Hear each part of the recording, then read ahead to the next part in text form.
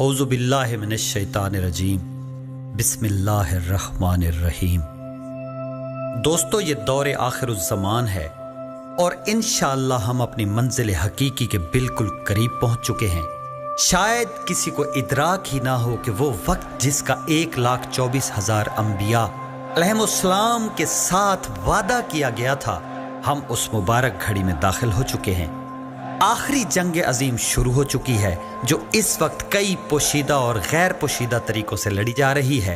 दज्जाली कुव्वतें इस वक्त हर वो हरबा इस्तेमाल कर रही हैं कि जिससे वो पूरी दुनिया पर हुक्मरानी कर सकें। ये काम तो करना था उलमाए कराम ने, लेकिन उन्हें फिरका वारियत में ऐसा उलझा दिया गया कि उनके पास वक्त ही नहीं है कि वो लोगों को इस दौर की नज़ाकत से आगाह कर सकें, उन्हें गुज़श्ता, मौजूदा और आने वाले हालात से आगाह करें और उनकी ऐसी ट्रेनिंग कर सकें कि वो दज्जाली कुव्वतों का मुकाबला कर सकें, उनकी शातिराना चालों को समझ सकें और अगर और कुछ भी न कर सकें तो कम से कम अपना तहफ़्फ़ुज़ तो कर सकें। लेकिन अफसोस कि हम बज़ाहिर तो जाग रहे हैं, लेकिन हमें खबर ही नहीं कि दज्जाली कुव्वतें हमारे गिर्द कौन सा जाल बुन चुकी हैं।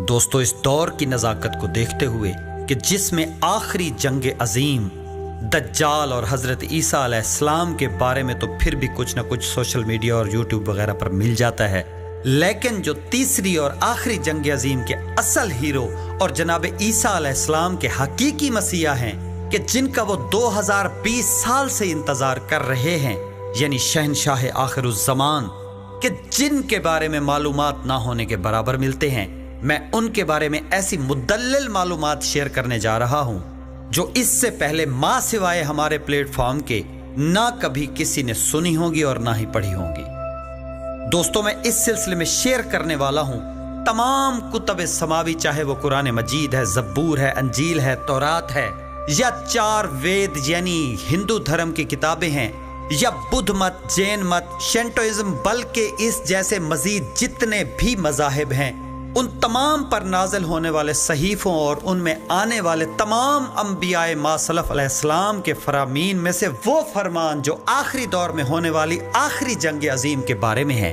जो हक और बातिल के दरमियान आखिरी लड़ाई होगी, जिसमें शैतान को उसकी पूरी टीम समेत बनफ्स नफीस कत्ल कर दिया जाएगा और उसके बाद हजारों बल्कि लाखों साल पर मुहीत एक पुरअमन और पुरसकून मुआशरे का क़याम होगा, जिसमें शर्र और शैतान का नाम निशान तक ना होगा।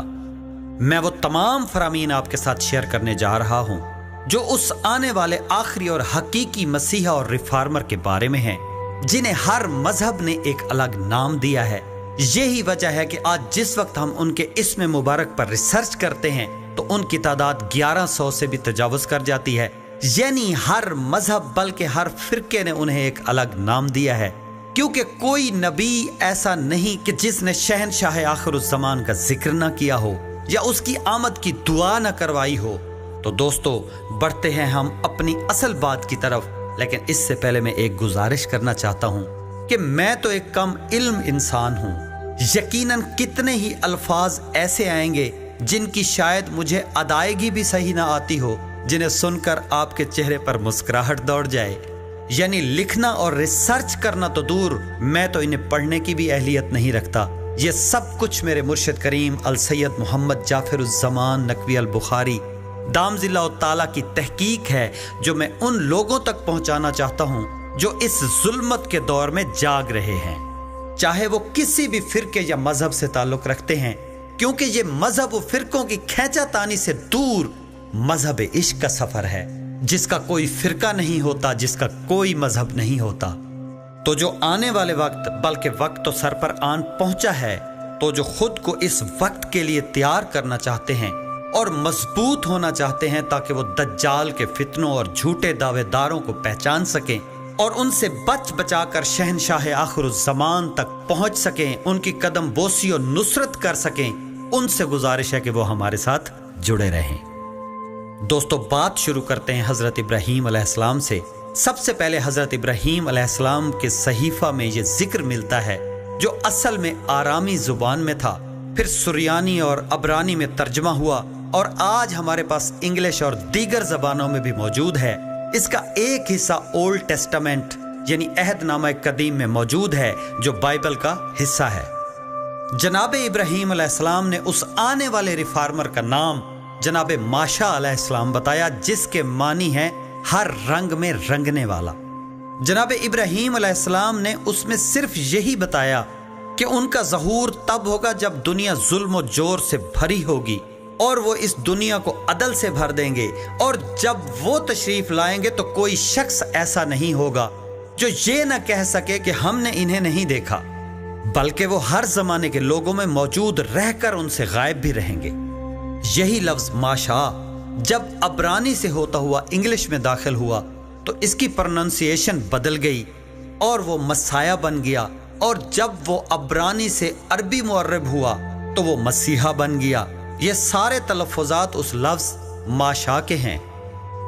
عیسائیت نے اپنے نبی کو یہ نام دے دیا، جبکہ بائبل میں کہیں بھی جناب عیسیٰ علیہ السلام نے خود کو مسیح نہیں کہلوایا، بلکہ ان کے فالورز نے انہیں مسیح سمجھا اور مسیح کہتے رہے، اور انہی کی زبانی قرآن میں جناب عیسیٰ کو مسیح فرمایا گیا ہے، نہ کہ حقیقی معنی میں۔ یہ ایک الگ موضوع ہے، ہم اس سے آگے بڑھتے ہیں۔ جناب موسیٰ علیہ السلام نے فرمایا آخری زمانے میں جس ذات نے خروج فرمانا ہے اس کے ایک ہاتھ میں اللہ کی آتشی شریعت ہوگی اور دوسرے ہاتھ میں تلوار ہوگی۔ وہ پوری انسانیت کے سامنے شریعت پیش کریں گے، جو اس کو قبول نہیں کریں گے اس پر تلوار چلائی جائے گی۔ لیکن چونکہ جناب عیسیٰ علیہ السلام نے یہ قوائف پورے نہیں کیے، یہی وجہ ہے کہ یہودی ان کو مسیحی نہیں مانتے، بلکہ وہ آنے والے مسیح کے منتظر ہیں۔ دوستو، قبل از مسیح کے جو مذاہب ہیں ان میں سب سے قدیم مذہب ہندو دھرم ہے۔ ان کی مقدس کتاب میں کالکی اوتار یا کالنکی اوتار کا ذکر ہے، جو سفید گھوڑے پر سوار ہوں گے اور ان کے ایک ہاتھ میں تلوار ہوگی اور سارے زمانے کے بدکاروں کا خاتمہ کریں گے۔ جین مت میں مہاجین کا ذکر ملتا ہے جو پوری دنیا پر عدل قائم کر دیں گے۔ دوستو، 500 BC میں سدھارتھ یعنی مہاتما بدھ کا مذہب متعارف ہوا، جس میں یہ تصور موجود ہے۔ بدھ مت میں اس کا نام متی ہے اور پالی زبان سے متریہ ہے۔ یہ مہدیہ سے بہت مشابہ ہے۔ ان کے خیال کے مطابق دنیا میں 11 بدھ کہتے ہیں عقل کل کو، 11 بدھ آ چکے ہیں، آخری نے آنا ہے۔ اسی طرح زرتشت کے مذہب میں بھی یزدان یعنی خدائے خیر نے آخری زمانے میں آنا ہے، جو اہرمن یعنی خدائے شر سے جنگ کرے گا۔ پہلوی اور میخی زبانوں میں ان کے نام کی یزدان و اہرمن اور انگرا مینو اور سپنتا مینو سے پہچان ہے۔ اس طرح تاؤ مذہب اور شینٹوئزم، جس کے ماننے والے زیادہ تر جاپان میں رہتے ہیں، ان مذاہب میں بھی ان کا تصور موجود ہے، جس کو وہ ینگ تی کہتے ہیں۔ امریکہ کے ریڈ انڈین ہو یا افریقہ کے قبائل، ان کے مذہب میں کسی نہ کسی شکل میں یہ تصور موجود ہے۔ 220 مذاہب جو آج اس دنیا میں موجود نہیں ہیں، ان کے نظریات روایتی کہانیوں یعنی لیجنڈز کی شکل میں کتابوں میں موجود ہیں، تو ان سب میں یہ تصور موجود ہے کہ آخری زمانے میں ایک عظیم ریفارمر نے دنیا پر عین اس وقت ظہور فرمانا ہے جب وہ ظلم سے بھر چکی ہوگی، اور اس نے ساری دنیا کو ریفارم کرنا ہے اور عدل و انصاف کو قائم کرنا ہے۔ دوستو، آج کے لیے اتنا ہی، جلد ملتے ہیں مزید معلومات کے ساتھ۔ ہاں، جاتے جاتے دعا ضرور کرتے جائیں کہ اے رب جلیل تو ہم پر کرم فرما، اب مزید دیر نہ کر اور شمس امامت کو اذن نمود عطا فرما، تاکہ اس کی کرنیں ظلمت کدے کو ایسا منور کریں کہ شر کی ظلمت ہمیشہ ہمیشہ کے لیے نابود ہو جائے، ظالمین کا ما ظلم ابدی جہنم میں بسیرا ہو، اور اس جہان میں حکومت الہیہ کا ایسا راج ہو کہ ہر طرف عدل و انصاف کا دور دورہ ہو۔ الہی آمین، الہی آمین، الہی آمین۔